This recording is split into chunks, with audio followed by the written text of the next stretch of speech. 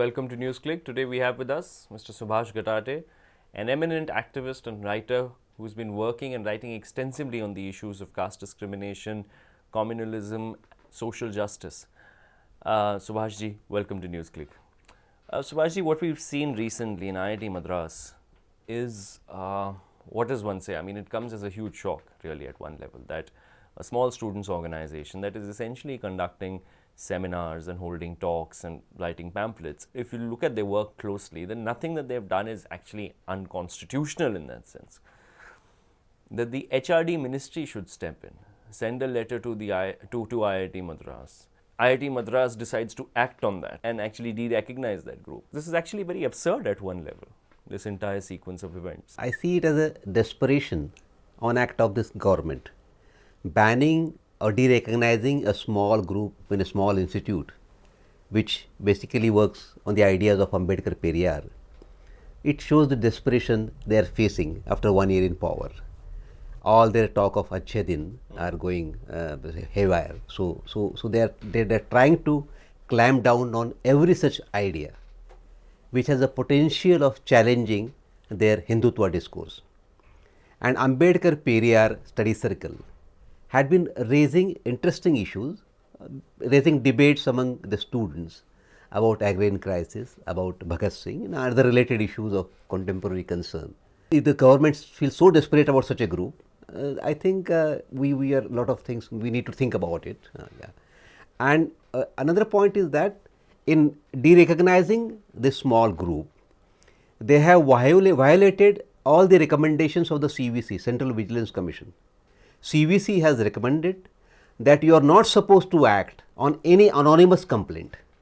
The HRD ministry got an anonymous complaint about this group, and the HRD ministry found it necessary that it sends a letter to the IIT Madras management, and they acted upon it. So the procedure they adopted is unconstitutional. They violated the rules.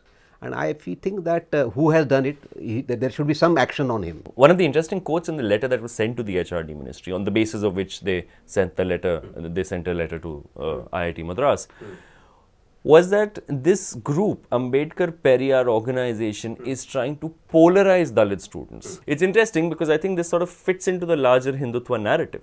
Because somewhere on the one hand, there is a desperate attempt at appropriating Ambedkar. There is a desperate attempt by Hindutva to appropriate Ambedkar, to also include Dalits in that larger Hindutva fold. Nonetheless, I mean, Dalits will continue to be Dalits even in the Hindu Rashtra. I mean, they're very clear about that. At the same time, Dalits need to be part of, the Dalits need to rally behind the larger Hindutva ideology is what they want. And so the moment you talk about Dalit rights separately, the moment you talk about Dalit rights, it is then suddenly talked about as polarizing Dalit students, or issues that are concerning Dalit students. So clearly, do you see that in this context also, that clearly then even that letter which says that, they're trying to polarize Dalit students, that's why Ambedkar Periyar Study Circle is actually being targeted for that reason as well? Ambedkar was the chairman of the Constitution Committee. So how can Ambedkar's ideas create disharmony in society? Basically, the problem which these people are facing is that, you rightly said, that the Hindutva forces are trying to appropriate Ambedkar in a big way. And it's really tragic and disturbing that they are winning also. A section of Dalits have gone over to the Hindutva camp also. The recent 2014 election was demonstrated that. So the narrative they are trying to build up, the Hindutva forces, that Ambedkar was also a Hindu social reformer. And whenever there is some challenge to it, Ambedkar Periyar Study Circle tried to challenge that narrative. Tried to challenging this corporate model of governance which this government is adopting, the casteism in this government. So when there is alternative narrative is there of Ambedkar, so they are trying to climb down it. And one can see similar situation on Kabir Kala Manch also. Absolutely. They talk about Ambedkar, but this government is also very furious about them. So they are trying a number of ways. The Kabir Kala Manch activists have still not got bail. Their senior leaders are still in jail, despite the fact that they are just cultural activists. So an alternate narrative around Ambedkar, so they are not able to digest. So this is why this overreaction on part of this BJP government. What we're also seeing is that there have been, it hasn't gone off very quietly. I mean, there have been protests against this clampdown on the Ambedkar Periyar Study Circle.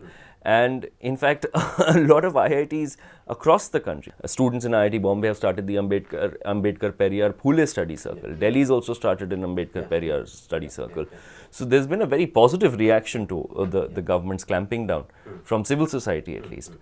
But if one is to look at this in a slightly larger context, also in the context of higher education and its autonomy, then isn't this a slightly scary trend? Because why should the HRD ministry be sending a letter in response to an anonymous letter about a small student organization? And even when the letter comes in, it seems that the administration, the dean of IIT Madras, they're very happy giving up their autonomy because, they just simply bent backwards and said, yeah, fine, we'll de-recognize them. So, do you think the autonomy of higher education is also at stake over here? The way in which MHRD has intervened in this whole issue, violating directions by the CVC, is clearly shows that they don't want any autonomy. They want to infringe on the autonomy.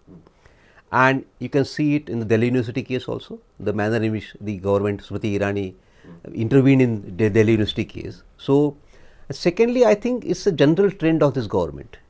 It is least bothered about processes, procedures, institutions.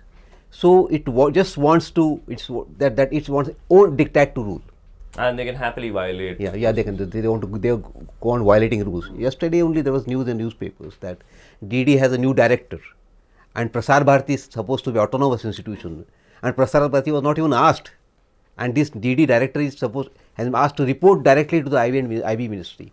So this government is least bothered about institutions. Well, it happened with the censor board as well. Yeah. Entirely new censor board. Yeah. So and this general trend is not because we cannot blame certain individual.